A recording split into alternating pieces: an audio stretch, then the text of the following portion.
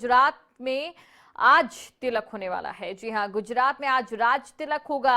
ये बड़ी खबर आपको हम बता रहे हैं। हरियाणा के मुख्यमंत्री मनोहर लाल का गुजरात दौरा इसी विषय में रहेगा। गुजरात दौरे पर जाएंगे मुख्यमंत्री मनोहर लाल। ये बड़ी खबर आपको हम बता दें, जहां हरियाणा के डिप्टी सीएम दुष्यंत चौटाला भी मौजूद रहेंगे। गुजरात के सीएम का शपथ ग्रहण समारोह होने जा रहा है। भूपेंद्र पटेल आज सीएम पद की शपथ लेंगे। समारोह में बीजेपी शासित सभी राज्यों के मुख्यमंत्री शामिल होंगे। शपथ ग्रहण समारोह में उत्तराखंड के सीएम पुष्कर सिंह धामी भी शामिल होंगे।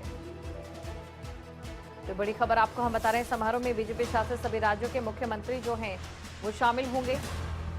शपथ ग्रहण समारोह में उत्तराखंड के सीएम पुष्कर सिंह धामी भी शामिल होंगे।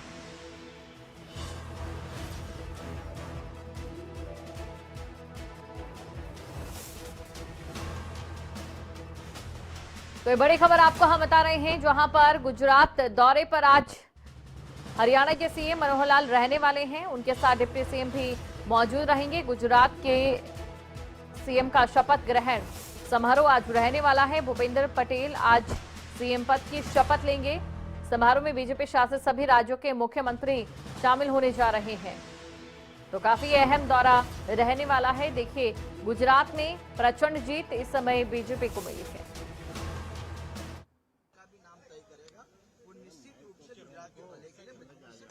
पटेल मंत्रिमंडल में शामिल हो रहे हैं या नहीं, सबकी जो निगाह है वो इसी बात पर है। अरे भाई, मैं कम उम्र का विधायक हूँ। विधायक की भूमिका मुझे निभानी है। पार्टी जो भी जिम्मेवारी देगी उसको भी निभाएंगे, लेकिन निश्चित रूप से पार्टी की भूमिका तय होगी, वो पार्टी तय करेगी। उसका सिर्फ नेतृत्व तय करेगा। मैं और आप तो सिर्फ देखेंगे जब फैसला होगा। अभी भी किसी को नहीं मालूम किसका नाम है किसका नहीं, सब हवा में तीर लग रहे हैं। चले हमारे साथ बातचीत करने के लिए पटदार नेता हार्दिक पटेल है। हार्दिक भाई आज मनोहर लाल भी शामिल होंगे।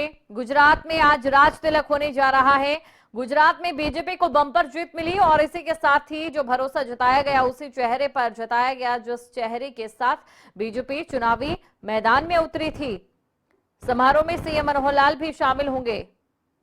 क्या मान रहे हो? अभी आज स्वेरिंग है तो कितनी खुशी है? देखिए, भारतीय जनता पार्टी को गुजरात की जनता ने प्रचंड बहुमत से सरकार बनाई है। ये हमारे लिए खुशी का दिन तो है ही, लेकिन एक बहुत बड़ी जिम्मेवारी भी हम लोगों को मिली है। जिस जिम्मेवारी पर भारतीय जनता पार्टी का एक एक विधायक मजबूती से काम करेगा। और नरेंद्र भाई मोदी साहब ने जो कहा है कि आने वाले 15, 10, 5 साल का जो फ्यूचर गुजरात और मजबूती से तय होना है, बस उस पर काम किया जाएगा। 2024 हार्दिक भाई मंत्री पद मिल रहा है कि नहीं मिल रहा? अभी मुझे किसी को नहीं मालूम, आप लोग भी किसी को नहीं आया। जब मंच पर देखेंगे तो आपको अपने आप पता चल जाएगा।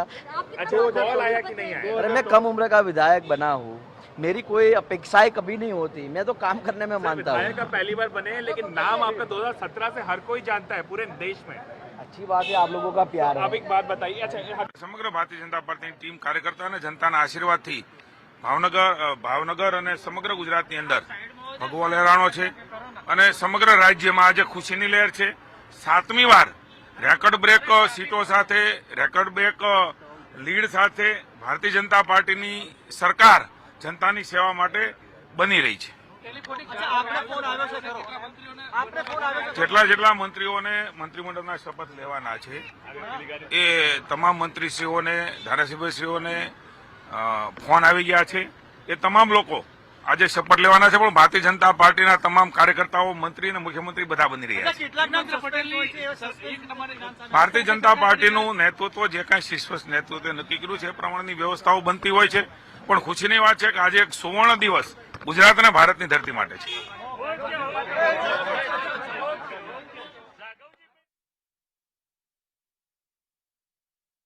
लगातार जो बीजेपी के चुने विधायक हैं उनकी ओर से ये कहा जा रहा है कि ये रिकॉर्ड तोड़ जो जीत है वो बीजेपी को हासिल हुई है। पूरे प्रदेश में खुशी की लहर है और आज उसी खुशी का मौका भी है जब राज तिलक होगा सीएम का। ये बड़ी खबर आपको हम बता रहे, गांधीनगर में शपथ ग्रहण की तैयारियां मुकम्मल की जा चुकी हैं और साथ ही जो तमाम नेता हैं वो यहां पर पहुंच रहे हैं। तस्वीरें आपके सामने हैं। धरती के लिए, भारतीय जनता पार्टी के लिए, जनता के लिए आदरणीय नरेंद्र भाई के नेतृत्व में जिस तरह से सीटें और देश और गुजरात आगे बढ़ा है। स्वीकृत वैश्विक नेतृत्व समग्र विश्व और भारत को मिला है। आज खुशी की बात है, एक नवा सुवर्ण युग की शुरुआत भूपेंद्र भाई के नेतृत्व में नया मंत्रिमंडल लेने जा रहे हैं। आदरणीय अमित भाई शाह, नड्डा जी, CR पाटिल जी सब नेतृत्व में भारतीय जनता पार्टी के कार्यकर्ता के परिश्रम से जनता ने आशीर्वाद दिया है। एक नए युग की शुरुआत सेवा के लिए गुजरात की धरती से हो रही है। किस तरह से मंत्रिमंडल रहेगा, क्या जीतू भाई, हिंदी इस जीत के बाद क्या कहेंगे? बहुत खुशी की बात है। लो प्रोफाइल भूपेंद्र जो कि पहला चुनाव रिकॉर्ड अंतर से जीते थे और दूसरे में बम्पर सीटें लाए, और ऐसे में बीजेपी की ओर से यही वजह है कि उनके चेहरे पर एक बार फिर से भरोसा जताया गया है। अगर उनके शुरुआती जीवन की बात करें तो सरकारी स्कूल में उनके पिता जो शिक्षक थे, अहमदाबाद के गांव शिलाज में उनका जन्म हुआ। और आपको बता दें कि शिलाज अहमदाबाद पश्चिमी उपनगर का एक आवासीय इलाका है और उनके जो पिता थे यानी कि रजनीकांत भाई पटेल शिक्षक थे, और इनकी पढ़ाई भी देखिए सरकारी स्कूल में हुई। अहमदाबाद के सरकारी पॉलिटेक्निकल कॉलेज से सिविल इंजीनियरिंग में डिप्लोमा उन्होंने किया। ये शंकर भाई 2 घंटे में है, अब तो बता दीजिए। देखिए, जो भी नई सरकार में नए मंत्री आए सबको शुभकामनाएं हैं, और आने वाली सरकार गुजरात के जन कल्याण के लिए खूब सारा काम करेगी। आपको कॉल आया कि नहीं आया? देखिए, मुझे तो कॉल नहीं आया है। कुछ सस्पेंस नाम रहते हैं, आपका नाम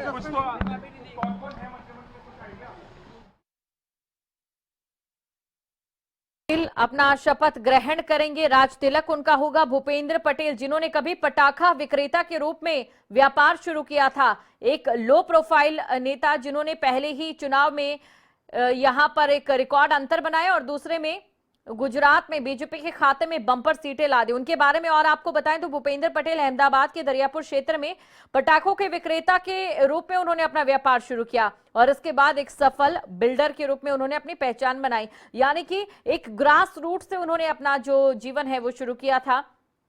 अहमदाबाद नगर निगम की स्थायी समिति के अध्यक्ष के रूप में कार्यकाल के दौरान ही बस रैपिड ट्रांजिट सिस्टम और साबरमती रिवरफ्रंट परियोजना का एक बड़ा हिस्सा पूरा हुआ।